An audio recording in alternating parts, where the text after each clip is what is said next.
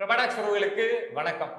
இன்னைக்கு நான் பேச போற விஷயம் எனக்கே ஒரு ஷாக்கான விஷயம் தான். நீங்களும் கேட்டு பாருங்க. டி நகர் எவ்வளவு கிரௌடடான ஏரியா அப்படின்னு நமக்கு தெரியும். ஒவ்வொரு ஷாப்லயும் அவ்வளவு பேர் இருப்பாங்க. அந்த ஸ்ட்ரீட்ல எல்லாம் நம்மளால நடந்து போகவே முடியாது. அவ்வளவு கூட்டம் அப்படிங்கிறது இருக்கும். அங்க இருக்க ஒரு பிரைவேட் பேங்க்ல இந்த சம்பவம் நடந்திருக்கு. பேங்க்குள்ள வேலை பார்த்துட்டு இருந்த ஒரு எம்ப்ளாய வெளியில இருந்து ஒரு நபர் வந்து கத்தியால வெட்டி இருக்காரு. யோசிச்சு பாருங்க, சென்னை மாதிரி ஒரு சிட்டிக்குள்ள டி நகர் மாதிரி அவ்வளவு மக்கள் நடமாட்டம் இருக்கக்கூடிய பரபரப்பான ஏரியாவுல இந்த சம்பவம் நடந்திருக்கு. சம்பவம் என்ன அப்படின்னு சொல்றதுக்கு முன்னாடி இத மாதிரி விஷயங்கள் நமக்கு என்னத்தை காட்டுது அப்படின்னா, கண்டிப்பா கிரைம் வந்து சொசைட்டில அதிகமாயிட்டு இருக்கு அப்படிங்கிறது தான், வேற எதுவுமே கிடையாது.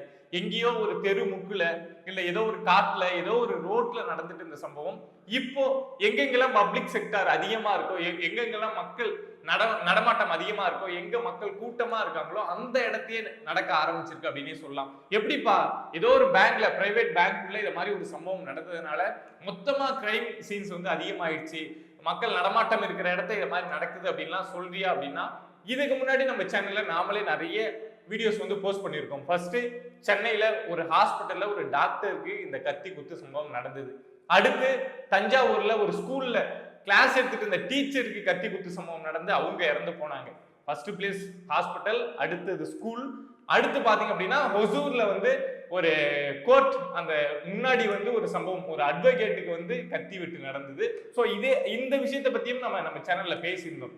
எவ்வளவு முக்கியமான இடங்கள்ல எல்லாம் இந்த மாதிரி சம்பவம் நடக்குது அப்படின்னு பேசியிருந்தோம். இப்போ ஒரு பிரைவேட் பேங்குக்குள்ள இத மாதிரி ஒரு எம்ப்ளாய்க்கு இந்த சம்பவம் நடந்திருக்கு. ஃபர்ஸ்ட் இந்த சம்பவம் என்ன அப்படிங்கறத சொல்லிடுறேன்.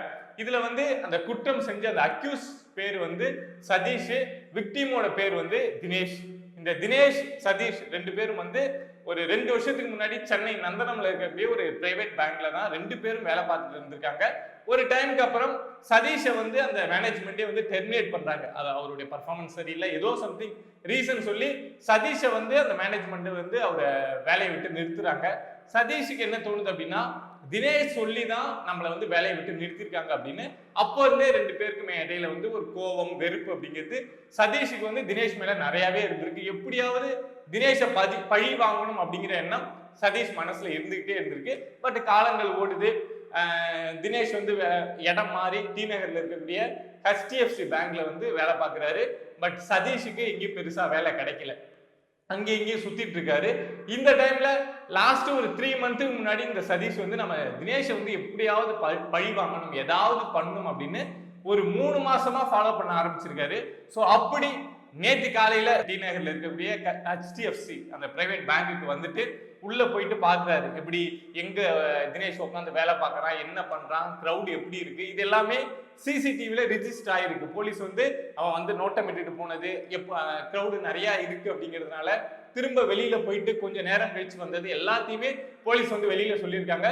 ஸோ அதே மாதிரி போயிட்டு ஒரு டைம்ல பேங்க்ல வந்து கூட்டம் கம்மியா இருக்கிற டைம்ல சதீஷ் போயிட்டு அந்த தினேஷ் கூட ஒரு வாக்குவாதத்தை ஈடுபட்டு மறைச்சு வச்சிருந்த கத்தி எடுத்து அவருடைய மூஞ்சில முகத்தை குறி வச்சு வெட்டியிருக்கான். பட் வெட்டு அப்படிங்கிறது இந்த காது பக்கமா விழுந்திருக்கு. ஸோ அதுக்கப்புறம் தினேஷை வந்து ஹாஸ்பிட்டலைஸ் பண்ணியிருக்காங்க. அதே மாதிரி சதீஷை வந்து அங்க மற்ற எம்ப்ளாயிஸ் இருப்பாங்கல்ல, அவங்க எல்லாம் சேர்ந்து பேங்க்ல வச்சு பிடிச்சி போலீஸ் வந்து அரெஸ்ட் பண்ணிட்டு போயிருக்காங்க. ஸோ அங்க போனப்போ சதீஷ் வந்து இவங்க 2 பேரும் இப்படி இருந்தாங்க, போலீஸ் விசாரிக்கிறப்போ இந்த விஷயங்கள் எல்லாமே தெரிய வந்திருக்கு. ஸோ இந்த விஷயம் பார்க்குறப்போ எந்த வேலை பாதுகாப்பான வேலை, எங்க இருந்தா பாதுகாப்பு, ஒரு பேங்க்குள்ள இருக்கிற ஒரு எம்ப்ளாய்க்கே பாதுகாப்பு இல்லை, ஒரு ஹாஸ்பிட்டலுக்குள்ள இருக்கக்கூடிய ஒரு டாக்டருக்கு பாதுகாப்பு இல்லை, ஒரு கிளாஸ் எடுத்துட்டு இருக்கக்கூடிய ஒரு கவர்மெண்ட் ஸ்கூலுக்குள்ள கிளாஸ் எடுத்துட்டு இருக்க டீச்சருக்கு பாதுகாப்பு இல்லை, ஒரு அட்வொகேட்டுக்கு கோர்ட்டு வளாகத்திலேயே வந்து பாதுகாப்பு இல்லை அப்படின்னா எங்க பாதுகாப்பான இடம் இருக்கு அப்படின்னு நமக்கே தெரியல. சோ இதே மாதிரி கிரைம் சீன்ஸ் வந்து நம்ம நிறைய பாக்குறோம்ல, இது வந்து இப்போ இந்த ரீசன்ட் டைம்ஸ்ல ரொம்ப அதிகமாயிருக்குல்ல. அதுக்கு என்ன காரணம், சொசைட்டில எந்த மாதிரியான சேஞ்சஸ் வந்து இத மாதிரி கிரைம், இத மாதிரி விஷயங்களை வந்து அதிகமாக்கிருக்கு அப்படின்னு நீங்க நினைக்கிறீங்க அப்படிங்கறத மறக்காம கமெண்ட் பாக்ஸ்ல கமெண்ட் பண்ணுங்க. See you on next video. Subscribe பண்ணி சப்போர்ட் பண்ணுங்க. நன்றி.